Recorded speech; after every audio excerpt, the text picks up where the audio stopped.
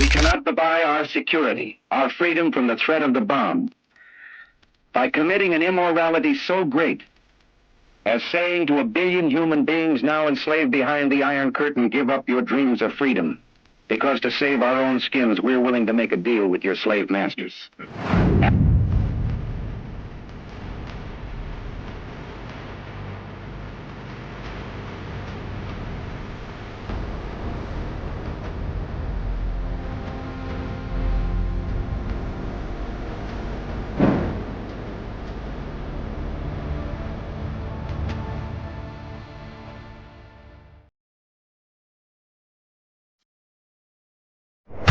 So when I said, believe me, Russia's not going into Ukraine, all right? They're not going into Ukraine.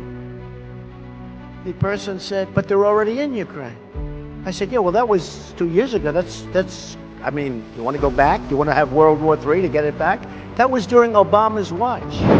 And frankly, that whole part of the world is a mess under Obama. In the meantime, he's going away. He takes Crimea. But you said you might recognize that. I'm going to take a look at it. But you know, the people of Crimea, from what I've heard, would rather be with Russia than where they were. And you have to look at that also. Now that was just so you understand, that was done under Obama's administration. And as far as the Ukraine is concerned, it's a mess. You've said and we'll do better, and yet we'll have a better relationship with Russia. And having a good relationship with Russia is a good thing, not a bad thing. This is genius. Putin declares a big portion of Ukraine. Putin declares it as independent. Oh, that's wonderful. So Putin is now saying it's independent, a large section of Ukraine. I said, how smart is that? And he's going to go in and be a peacekeeper. That's the strongest peace force. We could use that on our southern border. That's the strongest peace force I've ever seen. There were more army tanks than I've ever seen. They're going to keep peace all right.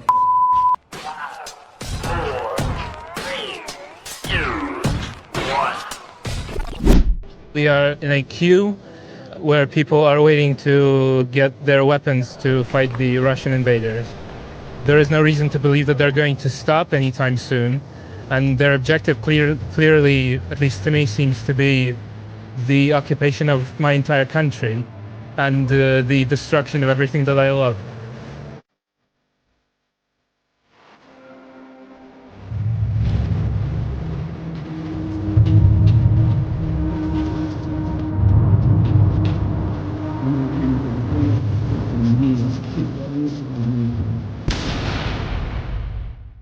So, world seems to have turned into the upside down over the past, 7 weeks, doesn't it? So let's take a little look at what Mordor's actually achieved in the 3-day war, which is now the 3-year war. The battle analysis of the Battle of Kyiv, February to April 2022. Battle of Kyiv was the first major engagement of the Russian full-scale invasion of Ukraine, marking a critical failure in Moscow's strategy. Initially, Russian forces planned for a swift capture of Ukraine's capital, expecting little resistance. However, their campaign was met with fierce Ukrainian defense, logistical failures, poor planning, and low morale among Russian troops. The battle ended with a decisive Ukrainian victory, as Russian forces were forced to retreat by early April 2022. The Russian military intended to seize Kyiv within days, decapitating Ukraine's leadership and installing a puppet government. The key objectives were: capture Kyiv quickly. Russian forces aimed to storm the capital within 48 to 72 hours. Eliminate or capture Ukrainian leadership. Intelligence reports suggested Russia planned to assassinate or capture President Vladimir Zelensky and his government. Secure critical infrastructure.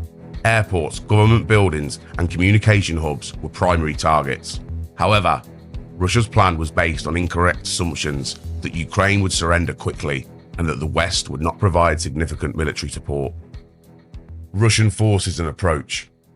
Russia launched its offensive from Belarus in the north, taking 2 main approaches: the western thrust from Hostomel, Bucha, Irpin.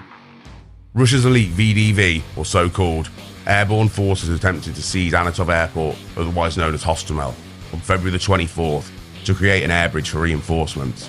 However, Ukraine's Special Operations Forces and National Guard counterattacked, denying Russia the use of the airport. A large Russian armoured column later moved south towards Bucha and Irpin, encountering heavy resistance and logistical delays. Осталось біля мого дому, бля. Я в долгу не остался, не остался в долгу. Это кадыровцы, как пришли, так и на тот свет ушли. Вот что с них оставалось. Вот что пооставалось. The Eastern Thrust, Chernihiv, Brovary. Russian forces advanced through Chernihiv and Sumy, but were stalled by Ukrainian ambushes. The Brovary attack, east of Kyiv, saw Russian T-72 tanks and BMPs ambushed in a devastating Ukrainian counterattack on March the 10th, leading to heavy losses. A third prong, consisting of Spetsnaz special forces and infiltration units, attempted to enter Kyiv but failed due to strong local resistance and a lack of coordination. Battle for Anatov Airport, February the 24th to the 25th. The Russian VDV paratroopers, as noted earlier, landed at Hostomel Airport in an attempt to seize it for further troop landings.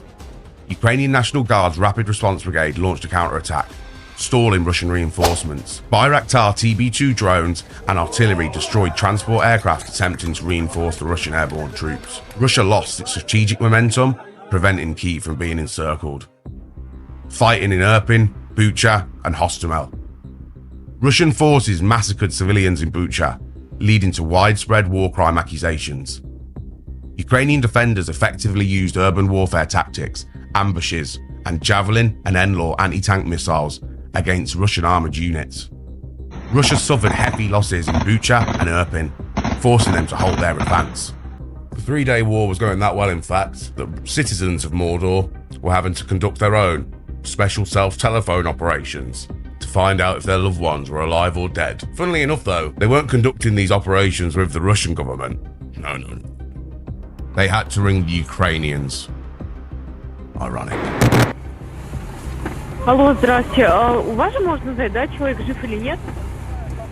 Здравствуйте. У вас случайно нет информации о моем муже? Извините за беспокойство, пожалуйста. Я вас беспокою по поводу брата. These are the voices of Russians, parents, wives, siblings, desperately searching for answers. Calling to find information, anything, on Russian soldiers they've lost contact with who are fighting in Ukraine, who may be wounded, captured, or even killed. Он выходил с вами на связь. 23-го, когда пересекал границу.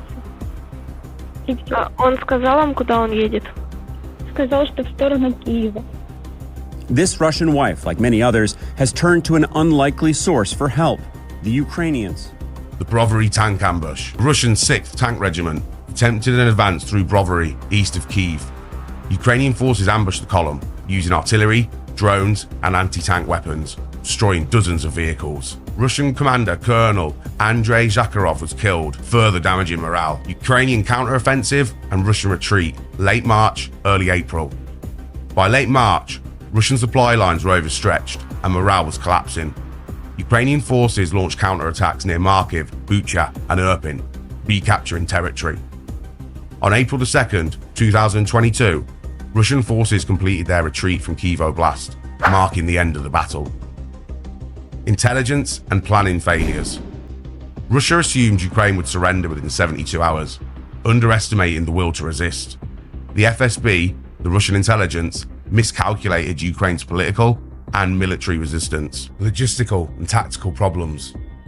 Russian convoys ran out of fuel, food and ammunition, leading to stalled advances. The infamous 40-mile-long Russian convoy north of Kyiv was stranded due to poor planning, sabotage and drone strikes. Russian troops lacked proper winter gear and were forced to loot civilian areas. Well, I wouldn't agree with that. It's part of the Ruski Mir, isn't it? Bonus of the job is trying to see if you can come back with a Ukrainian toilet. Strong Ukrainian resistance. Ukraine's territorial defense forces, National Guard and regular army executed highly effective urban defense tactics. Western weapons like the Javelin, NLAW and Stinger missiles devastated Russian armor and helicopters. Bayraktar TB2 drones targeted supply convoys, crippling Russia's logistics. High casualties and low morale. Russia suffered thousands of casualties, including senior officers. Reports emerged of Russian soldiers surrendering, sabotaging their own equipment, or deserting. Consequences of the Battle of Kyiv. A. The strategic impact. Russia's failure to capture Kyiv forced them to abandon their blitzkrieg strategy and shift focus to eastern Ukraine and the Donbass. The retreat shattered the myth of Russian military superiority. B. Political ramifications. Ukraine's President Zelensky remained in power, emerging as a symbol of defiance. The West increased military aid, for example HIMARS, javelins, artillery, and eventually tanks and aircraft. Russia's atrocities in Bucha and Irpin led to global condemnation and more sanctions. C. Long-term military lessons. Urban warfare and modern anti-tank weapons proved crucial in stopping the Russian advance. Russia's failure to establish air superiority hampered their entire campaign. Logistics and morale were as important as firepower, as demonstrated by Russia's breakdown. The Battle of Kyiv was a turning point in the war, proving that Russia's initial strategy was deeply flawed. Instead of capturing Kyiv in 3 days, they've not managed to capture even the entire Donbass in 3 years. Russian forces suffered a humiliating retreat after 6 weeks. This battle set the stage for Ukraine's resilience, Western support, and Russian military decline in the coming months.